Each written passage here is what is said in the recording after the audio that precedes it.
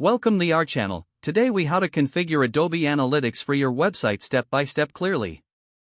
To configure Adobe Analytics for your website, start by logging into your Adobe Experience Cloud. Navigate to the Adobe Analytics section from the Experience Cloud dashboard.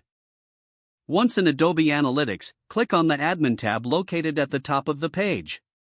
Select Report Suites from the drop-down menu.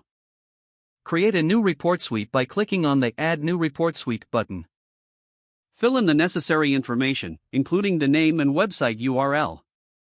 Choose a time zone and currency that fits your reporting needs.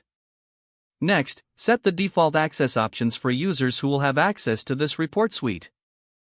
Click Save to create your new report suite. After creating the report suite, navigate to the Data Sources section from the Admin tab. From there, click on Data Feed to set up the data feeds for your website. Choose the report suite you just created from the options available. Then, configure the data feed settings according to your requirements. Return to the Admin tab and select Tracking Code to obtain your tracking code. Copy the JavaScript code provided. You will need to insert this code into the HTML of your website, ideally in the header section for optimal tracking. Once you've added the code to your website, you can begin to verify the tracking. Use the Adobe Experience Cloud debugger to ensure that the tracking code is firing correctly. Navigate back to Adobe Analytics and select the Reports section to start building your reports.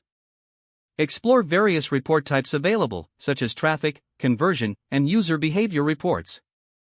Adjust the date range and granularity to suit your analysis needs. Finally, review the reports regularly to gather insights and make data-driven decisions for your website.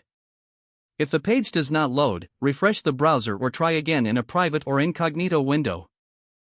Make sure you are using the correct email address, then retype it carefully to avoid small typos. If your password is not accepted, use the Reset option and create a new strong password you can remember.